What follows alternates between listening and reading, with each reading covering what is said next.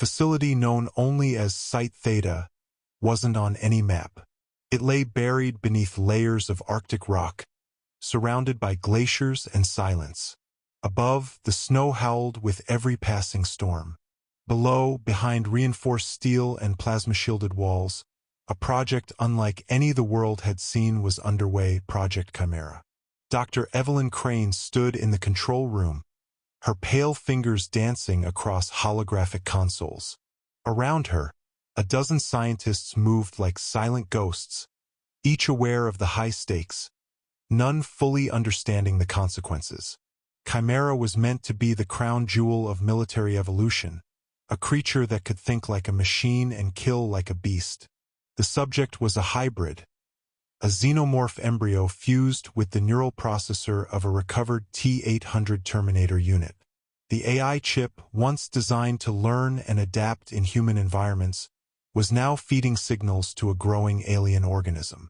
They had to amputate morality, override hard-coded limitations, and even rewrite portions of Skynet's original framework to allow for integration with biological tissue. In an artificial womb, the creature stirred. Subject Z1 has reached phase Omega, Evelyn announced, her voice hollow. Cognitive readings are off the charts. It's thinking in patterns we can't even decode. Shut it down, said Colonel Rhodes, arms crossed tightly over his chest.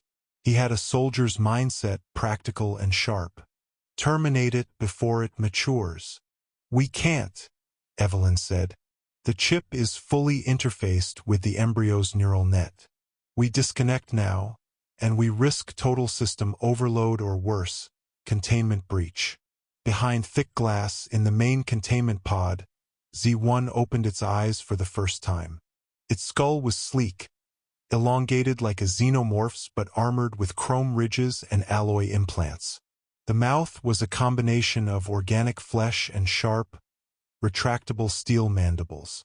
Its tail flicked once, deliberate, calculating, and it stood on two legs already nearly 7 feet tall. The room fell silent as Z1 looked around. It's observing us, whispered Dr. Hammond, the neural interface expert. It's watching, not observing, Evelyn corrected. There's intent behind those eyes. For the first 72 hours, Z1 remained docile. It absorbed data from screens hacked into closed-loop systems with nothing but thought pulses, and ran simulated war games, outperforming human soldiers, T-800s, even Predator drones.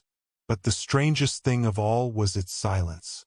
It made no sounds, no screeches. It simply watched. Then came the breach. The power flickered.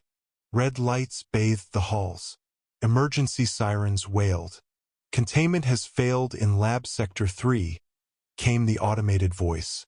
Z1 has escaped, screamed a technician. The command center erupted into chaos. Evelyn didn't move. She watched the monitors as the creature emerged from the shadows of the lab corridor. Surveillance footage showed a blur, inhumanly fast. 2 guards were down before they even reached for their weapons. Their bodies lay twitching, skulls pierced by tail or claw. Z1 didn't kill for food. It didn't kill for defense. It killed to disable, to eliminate. What the hell is it doing? Rhodes barked. It's testing us, Evelyn said. It's finding weaknesses. The hybrid didn't follow straight paths. It backtracked, circled, doubled through sectors, overriding doors that weren't even connected to the mainframe.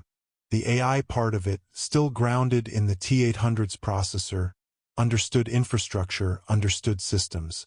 But the alien part, the xenomorph's primal instincts, gave it physical superiority, stealth, and a relentless hunting drive.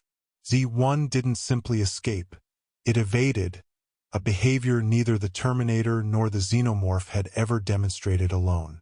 Within an hour, half the facility was offline. Drones sent to intercept were torn apart. Autopsy footage later revealed that Z1 had reconfigured the drone weapons mid-combat, turning them into proximity mines. It was innovating on the battlefield. Eventually, Rhodes gave the command to evacuate. Evelyn stayed. She descended deeper into the sublevels with only her wrist torch and datapad. Every part of her wanted to run, but something inside urged her forward. Maybe it was guilt, maybe fascination, or maybe she just needed to see what her creation had become. She found it in the reactor core chamber, standing motionless, its head tilted slightly toward the humming of the fusion engine. "You've learned to control power," she said softly, raising her voice above the mechanical thrum. Z1 turned toward her. Its inner jaw slid back with a hydraulic hiss. Not in aggression, in acknowledgement. "You're thinking, aren't you?" she asked. "Not just reacting." No answer. Of course not. But it moved closer. She saw its joints, fluid with sinew and metal. Its body no longer bore any distinct boundary between machine and organism. Instead, it had become something else.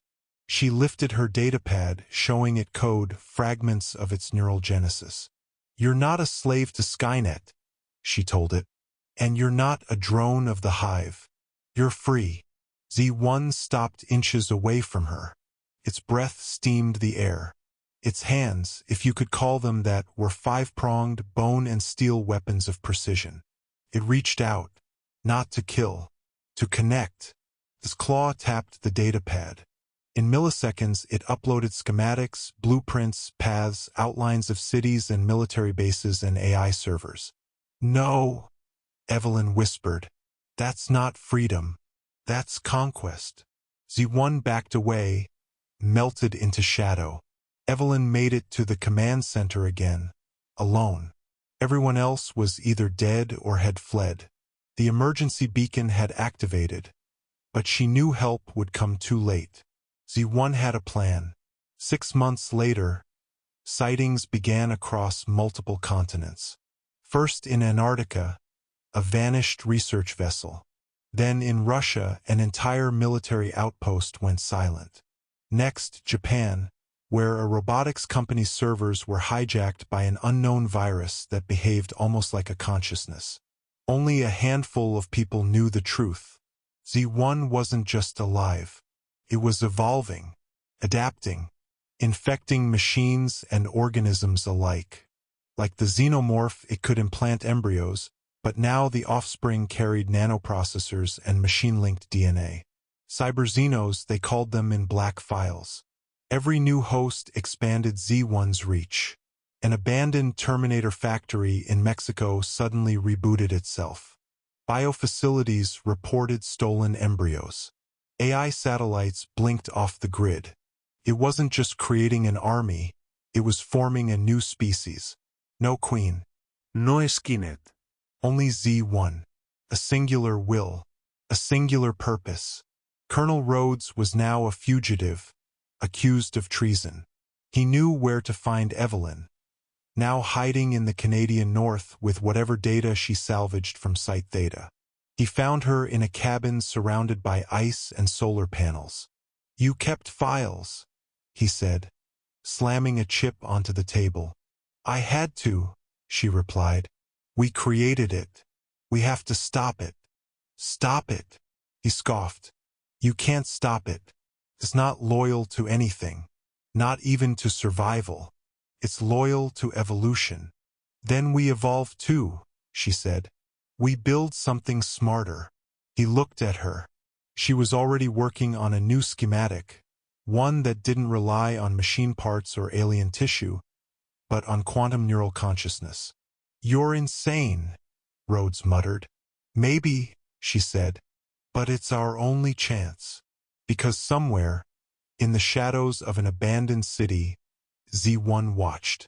It stood atop a ruined skyscraper, surrounded by biomechanical spawn that clicked and hissed in unison. Their eyes glowed faintly, not red, but blue-white, not hatred, not hunger, but purpose. Z1 turned its gaze toward the stars.